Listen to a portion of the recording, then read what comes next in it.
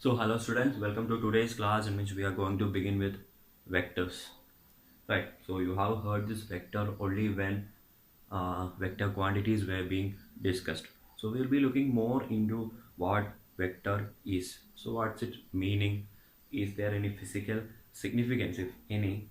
Then we will be looking into its representation, the types of vectors, again the rules with regard to the vector, like vector addition, the triangular law of vector addition or the parallelogram law of vector addition, and all those things. So just begin with, okay, just before I begin with these vectors, I would like to introduce a very small concept which I should have said in your previous video, but I missed it somehow. So the concept is the frame of reference. So you might have heard this before, frame of reference. So frame of reference.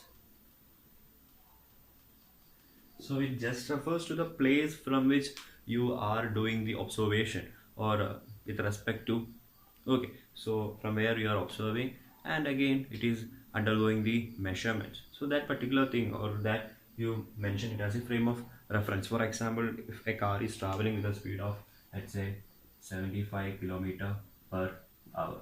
So when we say car is moving with a velocity or a speed of 75 kilometer per hour, it is with respect to the earth. Okay, it is moving with a velocity or speed of 75 kilometer per hour. But if I consider a case, okay, of the same car which is moving with this particular speed, okay, if I take it with relative to the any other planet or any other, let's say sun, okay, so in that case I can't say that it is 75. Okay, the value will get changed relative to the sun, or it is different in sun, or not in sun, it is different if you are considering sun as your frame of reference. So the place from which a particular measurement is done and the observations are recorded, so that shows your frame of reference. And again, to add with frame of reference, so you have learned that in order to mention the position of a particular particle or object, you need, okay, in order to mention that, what you need is position. And if you want to know the position, you need to use the coordinate system. Okay, so you need to use the coordinate system, or as we see yesterday, the rectangular coordinate system. So again, in your coordinate system, you can get the position. And this coordinate system, it is attached with respect to the earth. So in most of the cases that we are considering, it is this coordinate system, it is attached with the earth. Okay, unless it is not specified. So if it is with a different frame of reference, it will be specified. And again, if you want to measure time, what you need to do, you need to attach a clock with your, that too with the frame of reference, okay, within that particular frame of reference. So that is all about your frame of reference. Starting with the vectors. So vectors, what we know till now, it's just a combination of magnitude and direction. Again, I have told you yesterday that all the quantities which have a magnitude and direction, you can't call it as a vector quantity. Okay, in order to get qualified as a vector quantity along with magnitude and direction, so there is a magnitude and there is a direction, plus they have to obey the laws of vector addition. This is very important, obeying the laws of vector addition. So you will study what is this laws of vector addition are. Okay, I can say an example here is that of your electric current. Or just before I come to all these things, let's say we have studied about the vector displacement or velocity or acceleration, right? So if I consider displacement,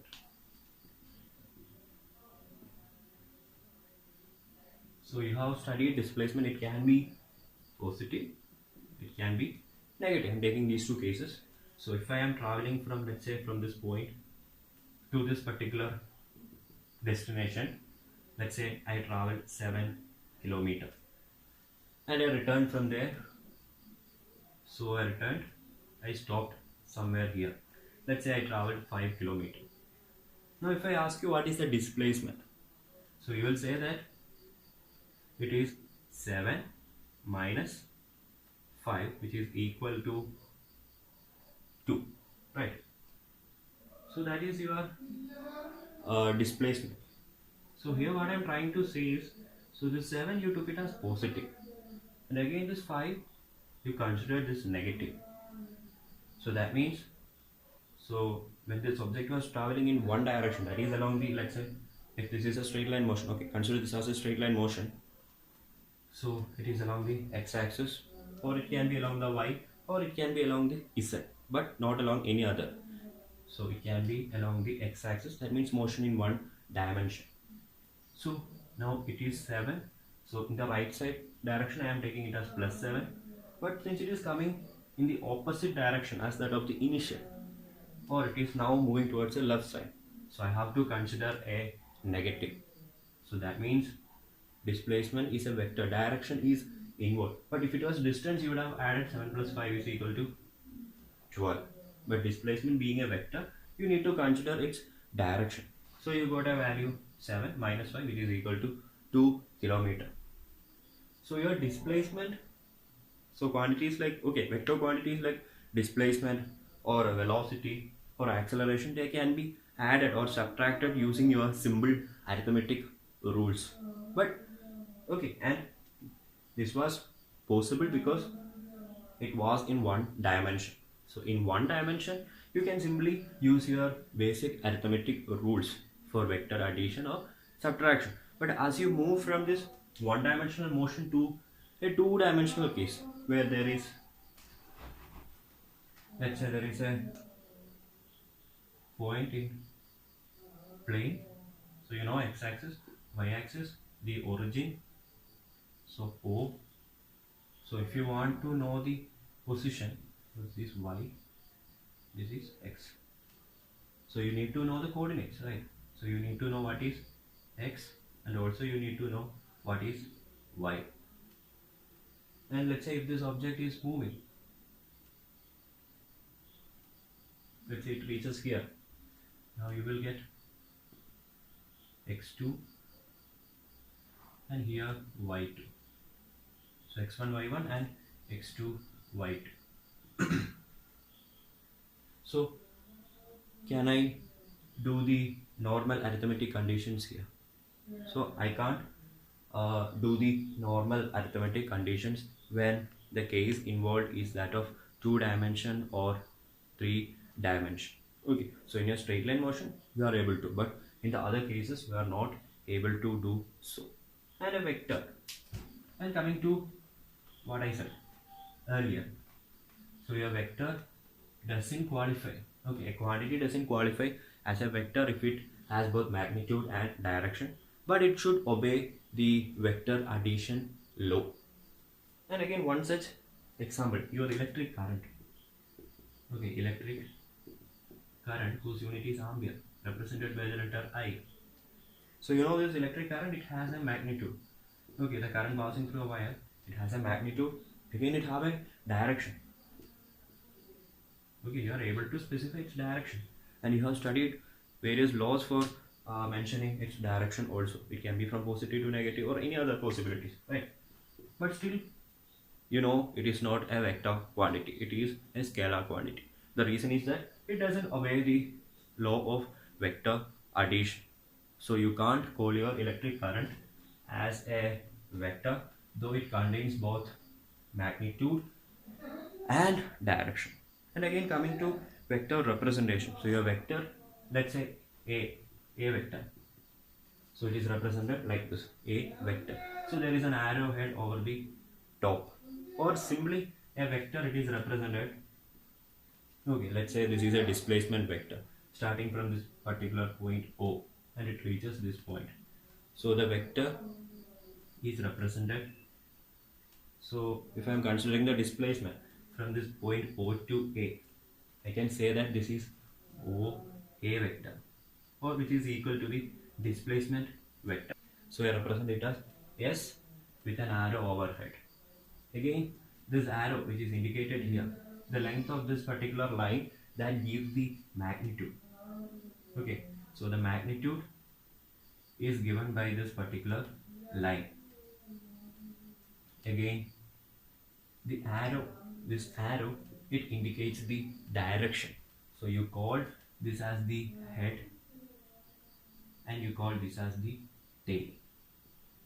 So the representation of a vector. Okay, so if you want to represent it graphically, then you will be drawing a straight line. That particular line, its length, that will give the magnitude of the vector. The arrowhead indicates the direction. Again, representation. So OA vector, it is the displacement vector. So displacement vector, it is represented as S vector, or you can use OA, but you need to mention it as the displacement vector here. So OA vector, that is taken as the S vector. And the magnitude, okay, the magnitude, it is represented using modulus. So modulus S vector, so that represents the magnitude part, only the magnitude, or you can simply write S. So that is also giving the idea of magnitude. So that is your vector representation. Into some definitions in vector algebra, or the types of vectors in common, you can call it like that. So the first type of vector is the equal vectors. So when can I say that something is equal? So two vectors can be called equal if their magnitude. So let's say two vectors are there, A vector and B. I can say that these two vectors are equal vectors if their magnitude and direction is the same. Okay, so two vectors, they can be called as equal vectors if their magnitude and the direction are the same. So let's take a vector starting from O. So O, A. Let's say another vector B. So again starting from O. So both of them starting from the same. Again the length. Okay, consider that these two lines are having same length. So if they are having same length, that means their magnitude is the same. Again, both of them are pointing in the right direction. So I can say that their direction is also the same.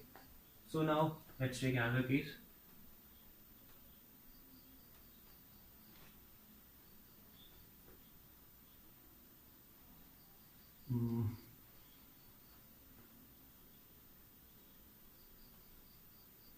Okay, again you have to consider, okay, that the lengths they are the same, and again direction also the same. Can I now again say that they are equal?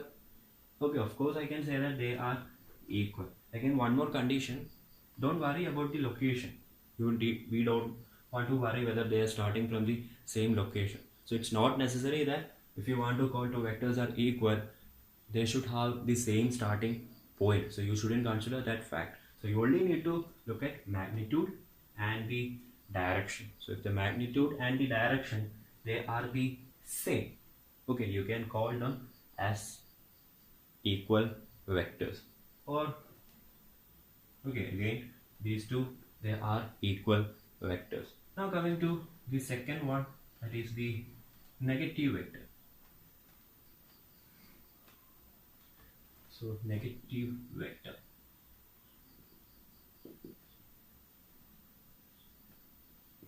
So when can I now call a vector as a negative vector? So a vector can be called as the negative vector of the given vector if, okay, let's say A vector is equal to minus A.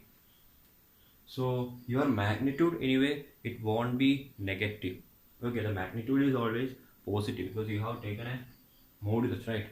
Again, so from this you can conclude that the magnitudes, they are the same here. Okay, it is not specified, but still it is understood from this that the magnitudes are the same. So if magnitudes are the same, what should differ now here in order to become negative? So the direction should be different. So magnitude, it is the same, but direction, they are different, or I have to specify that they are opposite. Okay, that is the correct term, opposite. So direction is opposite. So if I draw, let's say this is A vector and this is my B vector. So one is pointing in the right direction and the another one pointing in the left direction. and again they found to have same magnitude. So now I can call this as the negative vector. So if this is your A vector, this is your minus A vector. Okay, so this is what you are taking in the displacement question, which I said earlier. So if it is traveling 7 here, okay, let's take the case. Let's say it travels 7 kilometer towards the right. Now again, if it travels 7 kilometer back in the left direction, they are, you can't say that they are equal, but you can call them as the negative vectors. Okay, so that's the idea about your negative vector. Addition of a vector with its negative vector will bring the answer to 0, just like your normal arithmetic rules. So plus 1, or let's say 1 minus 1 is equal to 0, right?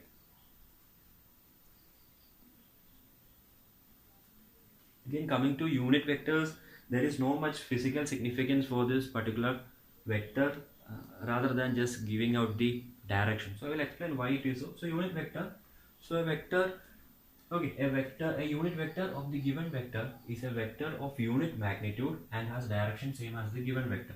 So let's say you have been given with a vector, a vector. So that particular vector's unit vector, it is equal to a vector of unit magnitude. That means the magnitude is 1. So let me take it as, so a vector is equal to a.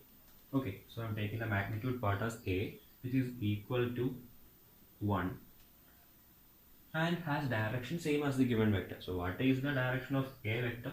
The same will be the unit vector's direction also. So if it is pointing towards north, your unit vector also will point towards north, or if it is along x-axis, the same will happen with your unit vector, and it will be marked little difference. Okay, so now a vector, the unit vector of the given vector a, is a vector having magnitude equal to 1 and direction same as that of the given vector. This is read as a into, so a vector is equal to a into a cap, okay, or a hat. So a is read as a cap, okay, either a cap or a hat. Okay, so that is how it is read. So you have to note that a vector is equal to magnitude 1 into a cap or a hat. So a cap is the term which is used usually, but you are free to use any cap or hat. It just mentioned that it is a unit vector, and this a cap, okay, it is what going to give us the direction. So the direction same as that of the given vector. And now isn't just indicating the direction, but the vectors, they can be conveniently written in terms of your unit vectors, okay, along a particular coordinate system which you have chosen. So like so you know these three are perpendicular, x, y and z, and again there is minus x, minus y and minus z. Okay, so the origin O. So the unit vector along the x-axis, it is taken as I cap. So it is taken as I cap. Along y-axis is taken as j cap. Along z-axis it is taken as k cap. So let's say if I write that the velocity is 6 I cap. So it indicates that the velocity quantity along the x-axis, its magnitude is 6 meter second raised to minus 1. Okay, the units I am taking it as meter second raised to minus 1, which is along the x-axis. Or if I write 5 j cap, okay, if I write minus 5 j cap, so 5 is the magnitude but minus j. Okay, I told you magnitude will be always positive, so it is minus j. So minus j indicating minus y-axis. Okay, so that is given. So if you want to express this particular velocity vector, so its magnitude is 5, but your unit vector whose magnitude is 1, okay, and it is pointing along the minus y here, and again x coordinate direction. So that is the use of your unit vectors. So from next class, I believe that we will be starting with the use of this I, J and K. So what all things you are going to do in this chapter, it will be purely based on this I, J, K. So hereafter you won't use x-axis, y-axis or z-axis. What you will be using instead will be I, J and K. So now coming to your zero vector or null vector. So as the name indicates, its magnitude is 0. So if the magnitude is 0, do we need to worry about its direction now? The length is 0, right? So that is your zero vector all about. So whose magnitude is simply 0. So you represent it as 0 vector, 0 with an arrow over the top. So coming to so a vector and its negative vector, when added, you will get 0. Just like 1 minus 1 is equal to 0.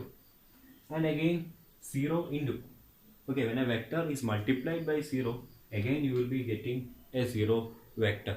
Or velocity vector. Velocity, you know, it's a vector quantity. So if I ask you what is the velocity of a stationary object, an object which is at rest, velocity being a vector quantity, I can say that the velocity vector is equal to 0, but here onwards you have to specify it as 0 vector.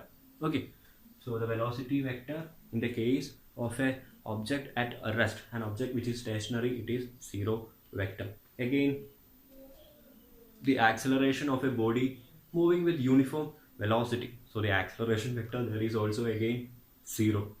Or if I ask you the position vector of a particular body at the origin of a body, so if a body lies at the origin, okay, if there is, okay, so in that case also you will be getting the answer as 0 vector.